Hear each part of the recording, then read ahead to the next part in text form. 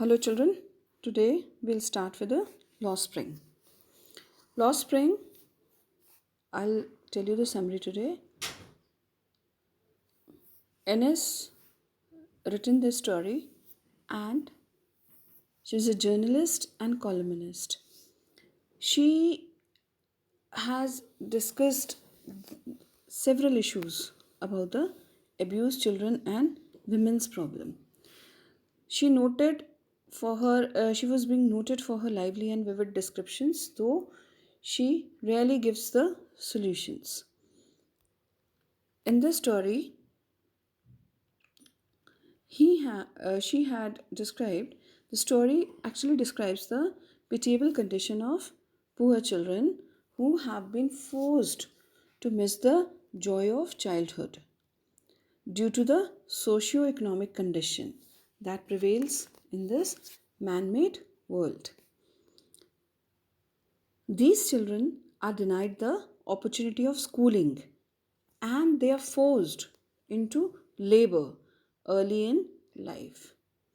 Annis actually she gives the voice to eliminate child labor by educating the children and to reinforce the laws against child labor by government strictly. She wants the government to enforce the laws against child labor and the call is to end children exploitation. She wants to end the child exploitation which is prevailing in the society. And she also wants that the children should enjoy the days of spring that bring joy under their feet. This was the introduction. If I come up with a summary, part 1, if I come up with a summary, part 1, children, sometimes I find a rupee in the garbage. This is part 1. The first part tells the writer's impression about the life of the poor rag pickers. The rag pickers, you must have noticed the rag pickers, the children, they are carrying their bags and they're picking up all the garbage, all the newspapers, all the cardboards which we throw. So they are called rag pickers. The rag pickers have migrated from Dhaka and found a settlement in Simapuri. Their fields and homes had been swept away by storms. They had come to the big city to find a living. They are poor. So the writer watches. So the writer watches Sahib every morning, scrounging for gold, searching for gold in her neighborhood. Garbage is a means of survival for the elders and for the children. It is sometimes wrapped in wonder. The children come across a coin or two from it. These people have desires and ambitions, but they do not know the way to achieve them. There are quite a few things that are unreachable to them, namely shoes, tennis, and some things of that sort. Later, Sahib joins a tea stall where he could earn 800 rupees and all the meals.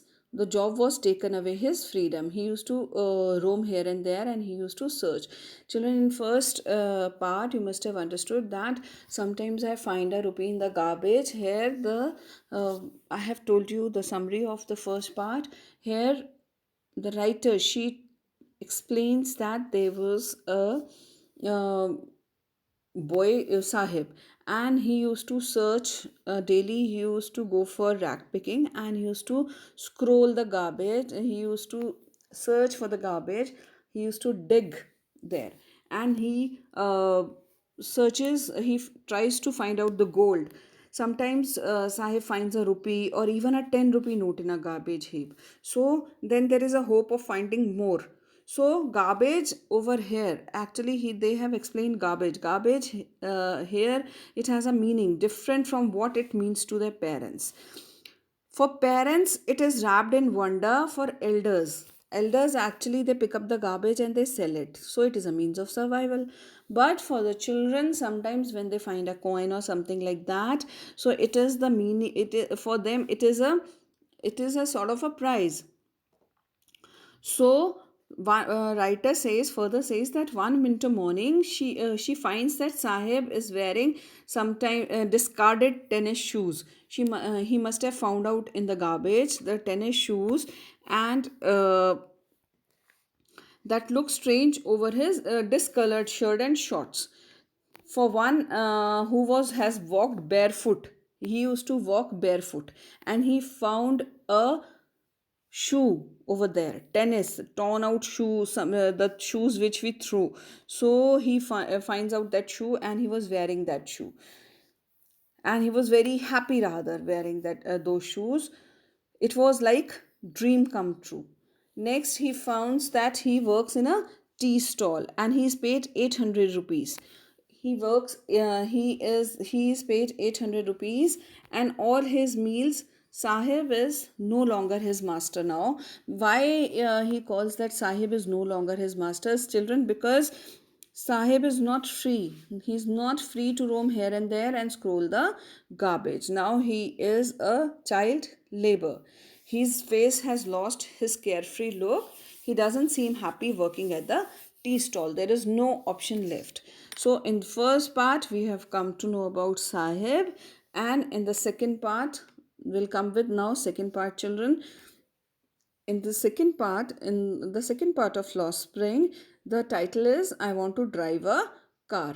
So the second part deals with the life of Mukesh, who belongs to the family of bangle makers.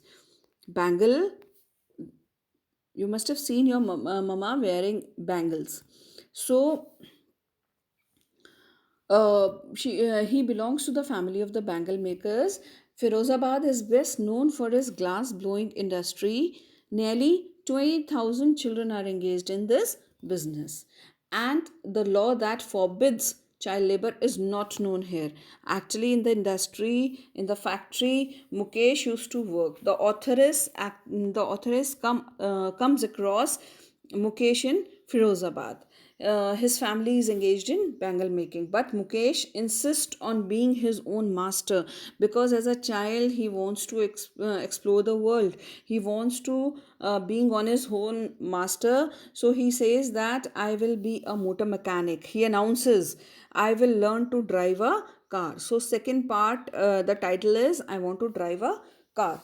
So Mukesh announces that he wants to drive a car, and he will be a motor mechanic. Firozabad is famous for its bangles. Every other family in Firozabad is engaged in making bangles. They walk down stinking lanes choked with garbage, past homes that remain hovels with crumbling walls, wobbly doors, and no windows. All these things have been explained in the chapter. It means that the working condition is a woeful tale. Tale means story. So it is a woeful, it is they were living in a distressed conditions, and life for them is a dingy cells and working close to hot furnaces means bhatti make these children's blind. Actually they have to work in near the hot furnaces. When they step into the adulthood, weighed down by the debt, they can neither think nor find a way to come off out of this trap. There is no other way out. They have borrowed the money from the money lender, and they have to pay that money. They are weighed down by the debt, karze mein the wo, and they have to pay that debt, and to pay that debt they have to work. There is no other way out.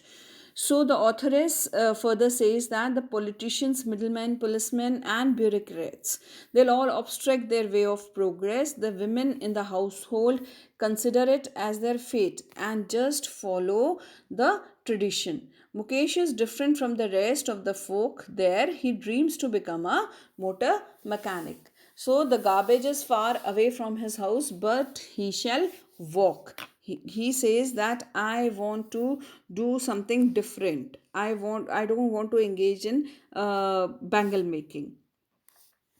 Now, the two distinct words are visible. One family is caught in poverty and burdened with the stigma of caste in which they are born. Children, in this story, listen very carefully. This paragraph, I'm explaining you two distinct worlds are visible.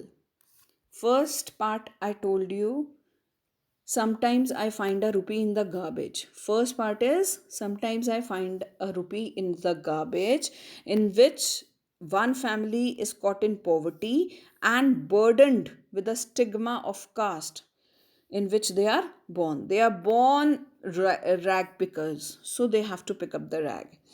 And the other, a vicious circle of money lenders. The other part I have just told you, the other part title is I want to drive a car. So in that they are under, they have to pay the money to the money lender, and the middlemen, the policemen, the bureaucrats, the politicians, they are in the vicious circle. They are trapped over there. So the authoress further says that together they have imposed the baggage on the child that he cannot put it down. He accepts it naturally as his father. The children, they have accepts their destiny as their father have accepted it. To do anything else would mean to dare. If they do something different, that means they are daring, they are revolting, and daring is not the part of his growing up. The authoress says that daring is not part of his growing up. So the author is cheered when she senses a flash of it in Mukesh, who wants to be a motor mechanic. The authoress, she feels very happy. At least someone is there who is cheering up, who is coming out of that circle, who wants to come out of that circle. So the main points in the first part is the writer encounters Sahib every morning scrounging for gold in the garbage. Secondly, we says that Sahib Alam, a refugee from Dhaka, Bangladesh, is a rag picker.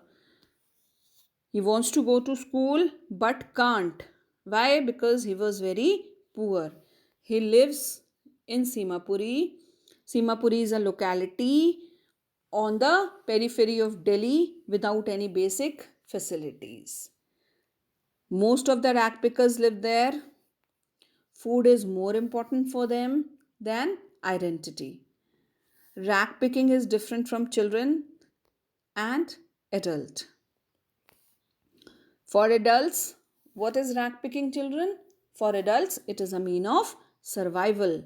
And for children, it is wrapped in wonders. Adults, a mean of survival. Children, wrapped in wonders because they find different things from there. Next, she describes that Sahib gets a job in tea stall, earns rupees 800, and all his meal, but he gets all the meal. He gets everything to eat, but he is not happy. He is still unhappy. He loses his freedom and carefree look. Coming up to the next part, again, I'm telling you the main points. Children, in the second part, I want to drive a car. The authoress come across Mukesh in Firozabad. His family is engaged in making bangles, but Mukesh insists on being his own master. He desires to become a motor mechanic. They work in dingy cells without air and light and furnaces with high temperature. They have to work there near the furnaces. Furnaces, I told you, bhatti, with high temperature. As a result, most of them become blind at a very young age. It is a pitiable condition. They become blind at very young age. They don't have money to do anything except carry on business of making bangles. They can't organize into a cooperative because they were afraid of being hauled up by the police, beaten and dragged to jail for something illegal. In case if you will revolt, you will be dragged to the prison. There is no leader among them, and they talk of poverty, apathy, greed, and injustice. So, poor, that they can't even dream. They are so poor, they cannot afford to dream even. They cannot afford to dare even. And daring is not part of their growing. Remember this line, that daring is not part of their growing. The author is cheered when she senses a flash of it. In whom? In Mukesh, who wants to be a motor mechanic. I hope, children, you have understood the poem. I'll go with the question answer tomorrow.